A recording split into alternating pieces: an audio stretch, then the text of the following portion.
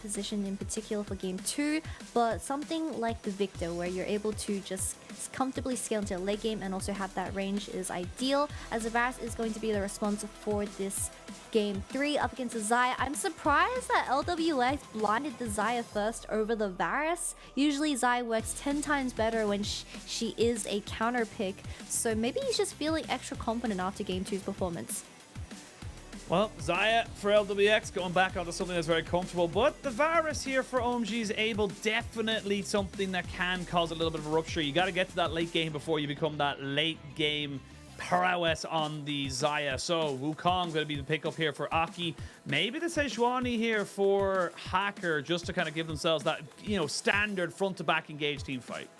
We really need to take the Rakan in this first 3 picks for FPX, but it's okay. I mean, hopefully we see OMG not opting into a bad matchup into Xayah Rakan once again for this game 3. Something with longer range. I want to see Creme on a mage where he is able to create that space alongside the Varus.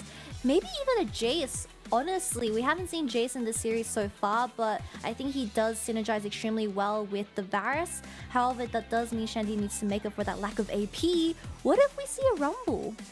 I mean, it definitely is possible. It could go with the Rumble.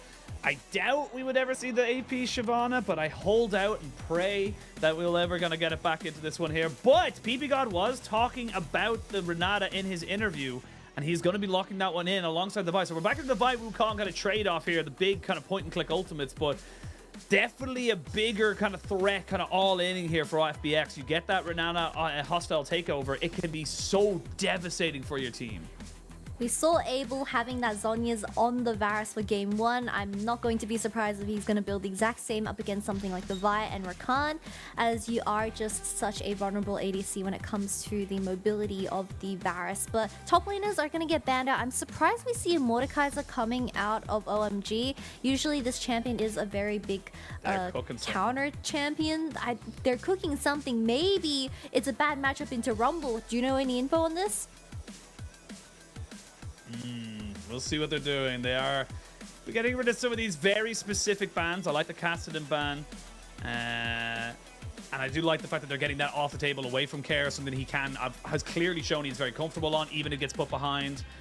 But OMG now need to figure out what they want to go for. I would like for, if they're going to give something for Shanji in the top side, let him be the final pick. Do not blind into this top side. The silence taken away here. Pick something up here that can maybe go like a little bit more blind into FPX's mid laner, and let Shanji have his moment to be the carry. Yeah, champion that the LPL doesn't really opt into often is that Azir. I believe LCK loves this, where they are willing to blind it, as it also applies a lot of space and of course late game scaling options. The Ahri is going to get hovered here, so that does mean they're going to save that counter matchup for Shanji, as they now have that AP source, so no more Rumble, unfortunately. Annie has made it through to the second banning phase, picking phase. I didn't even realize this. I am so sorry. It's been a long night. Every time I'm like, yeah, it's going to be a quick night, I forget that OMG's playing and they're the king of 3 games. Let's see what they want to kind of put into that mid lane. The Annie would be decent to kind of mitigate a lot of what the Ahri wants to do, and that's going to be locked in here for Care. So already confirmed, already ready to kind of point and click that CC. And that's a terrifying mid-jungle combination of the Vi and the Annie. You get so much CC in such a short amount of time, especially with a single target as well. So if Creme is not able to keep himself safe, then he's going to be in a lot of trouble, as OMG now look to round out their composition. I thought they were going to go for something a little bit more wild. I don't want to see the Ksante, but they might just end up going for the same kind of setup again. Oh, the Rumble does get hovered here. I think it's a little bit too much AP, however, so it's not going to get locked in. Something that works as a front line will fit perfectly with OMG's composition so far. The Ksante most likely going to get locked in here. Another wet noodle fight for game 3, but the focus for this is definitely going to be around the mid-jungle and how they work together as a synergy duo, because we see the Vi and the Ahri getting locked in for the side of FPX. Very easy execution that can give a lot of resources, or at least set up for the Xayah to pop off. On the other hand, we have OMG locking in the Wukong and Ahri, a lot of mobility as well, but it depends on if Creme can land his CC onto the enemy team. It's not as guaranteed, but mobility into something like the Xayah, where maybe he can jump out of the feathers in these team fights. would need to really take this win here if we want to start considering them a dark horse for the LPL playoffs. FPX desperate to make sure they do not fall out before the end of the week. It is all or nothing for them right now. They have still got an opportunity to keep themselves relevant in this split. When you hit 10 losses, it starts to fade ever further away. We're jumping onto the Rift for the final game of the day, the final game of this series, and it could be the final relevant game of FPX's split. We'll have to wait and see how it all ends up turning out. I'm just really disappointed that Care has decided to lock in one of the worst Annie skins in this game. I think it's Frankenstein Annie. I'm sorry, maybe this is an L take, but I just don't really enjoy that skin. She looks a bit... Her head is looking more like a 7 head, to say the least. Not a 4 head, it's more of a 5 head. Well, we're going to see a bit of a skirmish to this bot side. Ppgod does not land his damage, but does get the shielding. So now they have total control over the forwards facing brushes. And this is the thing, Xayah and Rakan, very powerful in their own right, but they need their abilities to get the most out of them. So this is why you see things like the Renata and the Varus being picked up against it, because they're just very solid at just keeping them at range and always putting down some serious hurt. Yeah, but we see a lot of good trading out of OMG. You need to play carefully, as once Chio's Q is on that cooldown, well, you can't really heal back up. Abel has decided to lock in the, buy the call for this game 3 as well. We may be seeing a repeat of what he was cooking for that game 1. A bit of a hybrid Varus, to remind the audience that Ahri just joining in. Abel locked in the Varus for game 1, and he built the Rabadons and Zhonyas as that 3rd and 4th item. So we're gonna wait and see if he's gonna do it again. I think it's pretty viable. You're up against a Vi, an Annie, and Rakan, a lot of dives, so maybe it's an option again. Let's see. Gonna be keeping a keen eye on this bot side. Is that ward just gonna die before he spots it? It is, so no vision on where Aki is, and Aki might find himself getting a flash here in this mid lane. It's actually a first strike. Ooh, a flash in. Care does have to use his flash to make sure he does not take any more damage, because he does have the red buff ticking on Aki. So flash for flash, still an even trade overall. Even trade overall, however, we do see Ahri walking back towards his bottom side. So a little bit of info towards the side of FPX, but this bottom lane duo, I expected the Rakan to go W, because you can get a lot of health trade onto the Renata, since that's where she's weak. Once she gets the W, I mean, the trades are going to be very hard, depending on how Ppgod utilizes that revive ability. Hacker potentially can look towards his top side, as Shanji is extremely pushed in, or at least burn a ghost. Well, full clear coming out for Hacker means he's going to be able to get himself into a nice solid position. You do want to get your level 6 as the vibe before you really start to go for something, because yes, your flash Q is incredibly powerful in its own right, but having that extra follow-up with the cease and assist can just be a guaranteed kill most of the time. We will see him already on the Raptors going for a little bit of an invade, making sure he's getting the most out of the early skirmishing power that the vibe provides, and that means that Aki is going to be slightly down on the camp. It's only a little bit of gold. As I said, the XP is not that relevant. The ward did spot Hacker getting that Raptor camp. He is going to reset here. This is the first time I've ever seen these two champions drop below 500 HP. Jesus Christ, there's a lot of trading happening in this top side. Doran, Shield, and Hacker behind the enemy lines. Oh, this looks like it might just be a kill. That was a... Ooh, Shanji. He needs to make a decision. I think he's going to try and get over the wall. Not quite able to get away from the Vi or the Sion just yet. Fearness flashes away because he realized he was in a lot of trouble there. Care now in the vicinity to try and make something happen here. Hasn't gotten the stun just yet, but Shanji, he's not going to TP. There's no way you waste that cooldown, and he's just going to let that one go over. Not yet to Annie, but first blood goes over to FPX at the end of it all. Shanji's aggressive playstyle has finally been punished from the side of FPX. But I believe a ward did spot a Hacker at the Raptor camp, which was placed by Creme. So it was just an overstep from Shanji. The first dragon is going to get started by the side of OMG. However, the jungler is nowhere near, so this is definitely going to go to Aki. But with the first blood being picked up by Care, working towards, I believe, that's Leandri's first item. It's not going to do too much. I think Annie is more of a utility pick when it does come to the current meta. She isn't going to be able to one-shot someone, but you have to be proactive with something like the Annie, and H4cker is extremely proactive right now. H4cker is trying to see if he can get something going. There's going to be, oh, he needed that charm to land. Point blank, and he misses the shot. That is not what I want to be seeing from Creme, and that is kind of the culmination or the setup of this entire early game. It does feel like it's just not in a position for OMG to find those little moments, and those are the things that are gonna haunt them the later this game goes.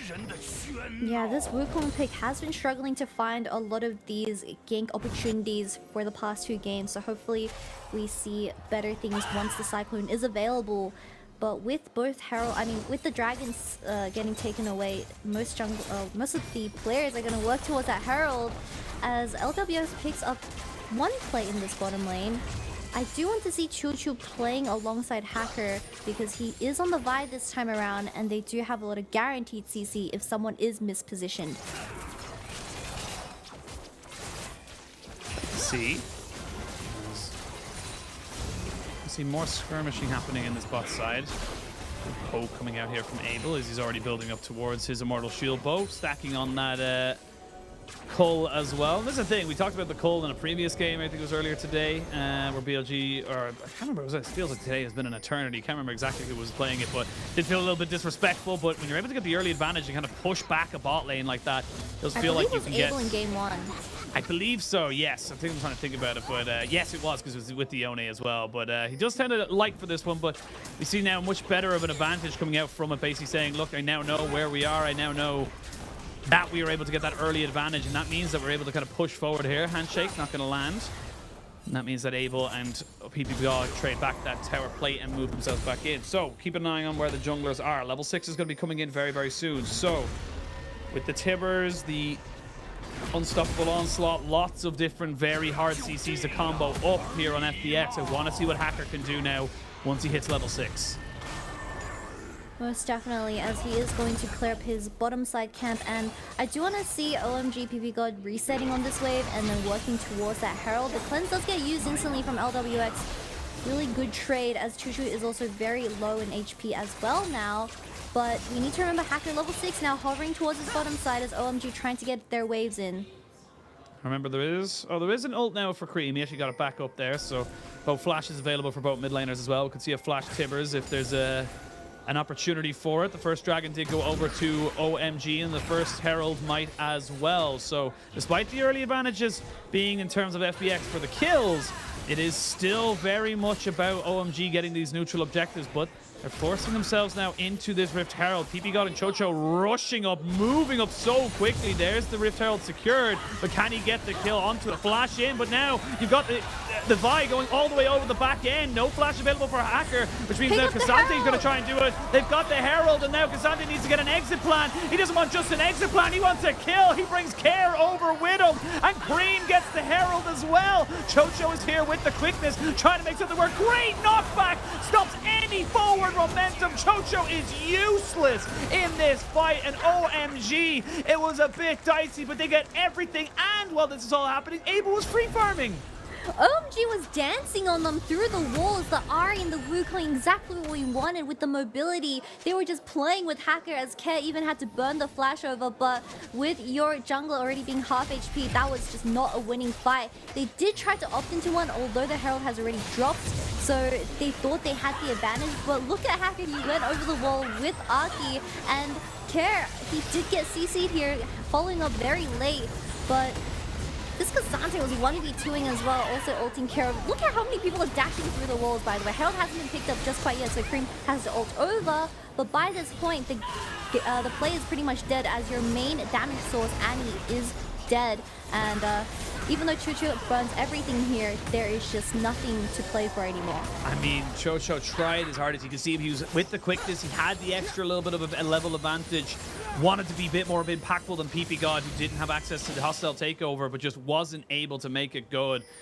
And that is punishing right now. 2 kills over to the Ksante is massive in this early stages. And Abel wasn't even a part of it, just farming up on this side lane. Maybe very, very happy for himself to maybe pick up another plate as well. So with still a hostile takeover to use, they're going to gain so much more power around this next rate.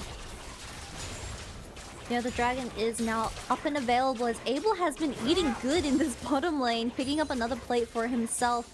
No mythics just quite yet, except for Shanji, as he is sitting on 2 now with the bounty. So with the TP not available for both top laners, it does look like a 4v4 as Ahri does start it here. Creme having ult available, not going to get caught out just quite yet. But we need to really see how Ppgod utilizes this ultimate if FPX decide to fight this. I don't think they want to be honest with you. I feel it's a bit of a fool's errand without the quickness, without really any way of making this work. There's the chain of corruption going to force Lwx into his ult after his cleanse. And that's his ult and his summoner down. So Abel getting so much value out of this one summoner. Ahri is still in the area. They are very aware that Hacker will have plenty of CCs. They do not want to get caught out by that. Creme pushing in that mid lane, and even Care was moving down. So now Creme is not actually going to be able to get much more in this wave. He ends up getting the Tibbers out of Care, and just going to have to use that W to brisk himself away. But so far so good for OMG. They've got themselves a 2,000 gold lead, and more importantly, they've got themselves 2 dragons as well. It is also going to be the royal build for this Annie. I was expecting something like the Leandries because you do need to make up for that lack of damage. A 1v1 in the top lane. It is a 1v1 in the top lane. It's going to be ult for ult. The ghost has been used. Can he get the knockback? No, because the flash is expended. Shanji really putting Fearness under some serious pressure now, and you can tell just how close these fights are becoming up in this top end. Yeah, when Ksante is left alone in this isolated matchup, he will come out on top 9 out of 10 times, I think, unless the Ksante is heavily getting out-traded from just the Glasc trades. I think he just has the upper hand when it comes to the early game, but Sion definitely looking for those 5v5s later on in the game, where Creme is playing the lane relatively well, not getting caught out, even though FPX has a lot of lockdown in the mid-jungle synergy. So in this early game, OMG is pretty happy. Yeah, he's got to use the Rift Herald, though. Got to figure out when he's going to use it. I think he's going to literally use it now and hope and pray that he gets a stack or 2 off of these plates, but might actually not be able to get it just yet. The stun does land, and they're going to be able to get the eye, but they shall not stop Shelly from doing her favorite thing. So everyone kind of moving back in towards this mid lane. No dragon for 3 minutes. 2,000 gold lead for OMG. First item's been completed pretty much across the board. Sorry, I'm just giggling because both supports, they don't care about the ADC anymore. They were just both sitting mid lane and getting that wave into the hands of both Annie and Ahri, as Varus and Xayah just being chilling in bot lane. No action whatsoever. 0-0 and 0. However, Abel does have that immortal shield burst, so he's going to be a little bit more hard to one-shot. Creme, no real danger on him while he still has his ultimate available. The Spirit Rush is fairly positive, kind of anti-gameplay situation, but now we're seeing Shanji, again, just kind of slapping Fearness about this top side here. Neither is backing down. It's going to be the difference of a second man, and that second man is that tower, so OMG... very much aware they don't want to take too much of a fight here. And there's no real vision there on the spot side. So Ahri snuck himself in. We might see an engage on bot lane, but there is a cleanse back just there. So Lwx back to a full plate of summoners.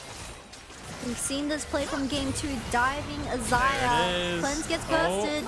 Cleanse and the ultimate. They're going to see them now moving straight in. Hacker not really in a great position to try and defend this, but the feathers fly and they trade back 1 for 1. Lwx needs to try and get himself away from this fight. He's almost taken down. One more Q, and there is a kill to Ahri. Double kill going over to OMG. A 2-for-1 deal. That's a damn good deal. That is definitely a damn good deal, as FPX trying to counter this, but unfortunately without that mobility they were just playing by the hands of OMG. As Fearness, I didn't see where his TP got used. He is going to try his best to trade that bottom side play for this, however. Did Sion TP but it got cancelled? Because we see someone in lane right now. We do see the ultimate landing onto Lwx, burning that cleanse and also responding with that as well. Sion ultied. The tower died. The tower died. Yes, okay, so it was just a numbers advantage in the very end as OMG Ahri did get his Cyclone onto Lwx. Not having the flash here, just gets smacked down by the Wukong. And I do like this Wukong utilizing his item spikes as they force plays in the mid game.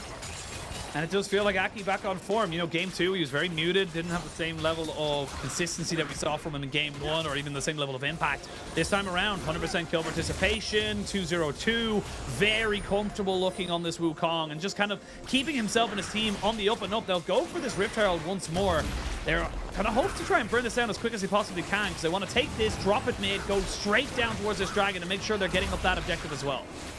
OMG's working overtime as they just want everything around the map. Sion is late to the play, however. He does have the ultimate, so potentially can cut off OMG if they do miss position, as Annie has the flash available for this next team fight. Having the cleanse, though, might be a little bit tough. Herald gets dropped here. Bear's in a great position. He knows there's no way that OMG would have been able to set up shop and get the vision down to know exactly where it is. So OMG using the Rift Herald to their advantage for the moment. Gonna get maybe a second push here as well. They know that there's no care. There's gonna be the ultimate coming out here from Fearness. The Chain of Corruption comes down. He gets dropped back as well. The quickness comes in. Fearness is basically dead as they want to get the feathers fly. Care getting jumped on by Ahri in a little bit of a 1v1, and it's a 3v2 on the back end of this. Care, Creme not gonna die. He gets the bailout. And 4 kills go over to the side of OMG. They don't even have an opportunity to take the Baron because it's not even spawned yet.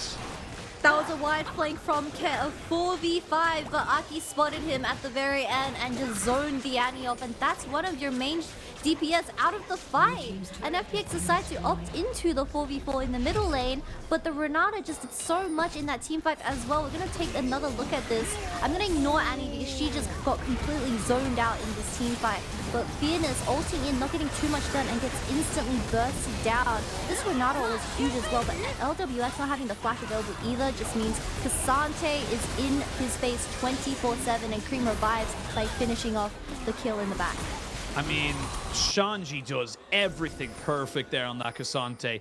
Gets the ultimate out of Lwx. Gets the, pressure from him to be able to put down those feathers away by just jumping on his face. And again, we're seeing why this Ksante pick, despite all the nerfs, is just so powerful. And now it's ballooned to a 6,000 gold lead, 3 dragons to none. It is harder and harder for the side of FPX to really come back into this, and I'm loving what I'm seeing from OMG. We actually look at Abel again, saying, you know what, I like this hybrid build of AP and AD, because it looks like he's going back towards the same setup.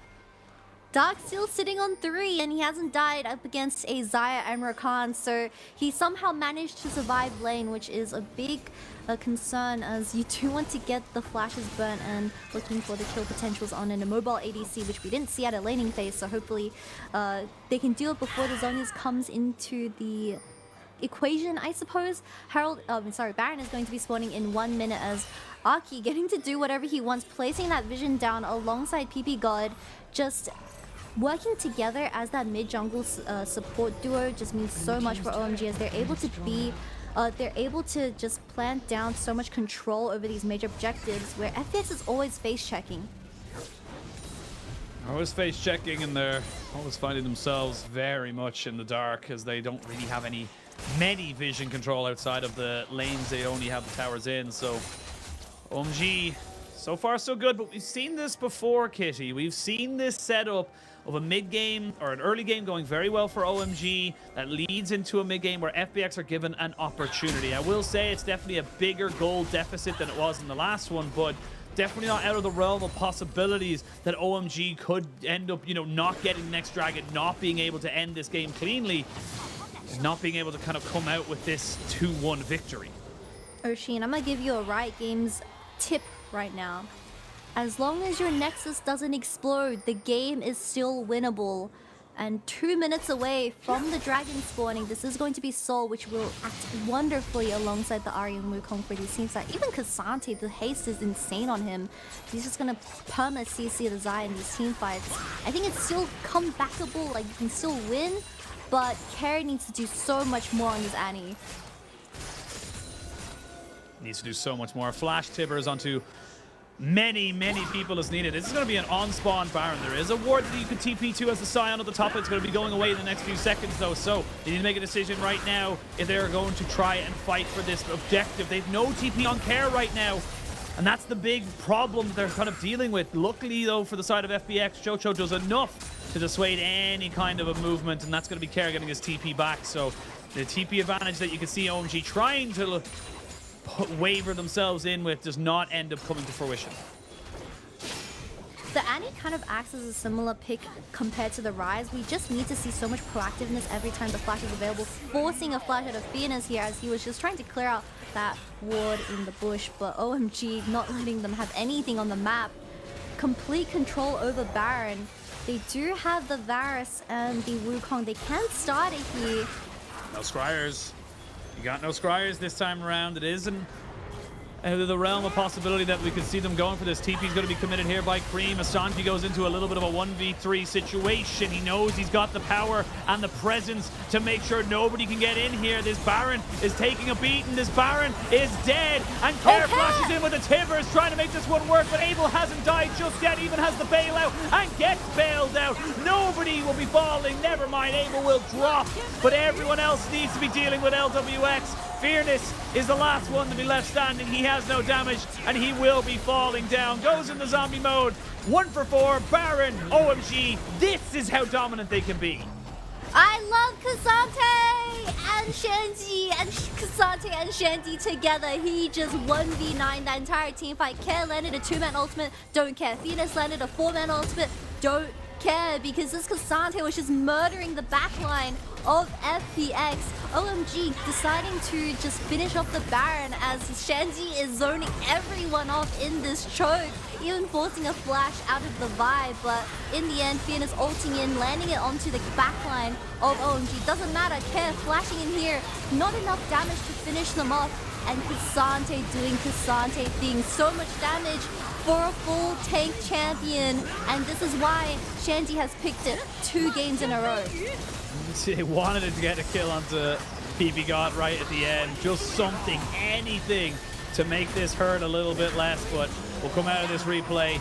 It will be almost certainly the Dragon Soul now in a couple of seconds. Baron up, 12,000 gold lead. And already, look at this. Look at the damage. You're already losing half your health bar and you haven't even really begun any fight. You just can't do anything.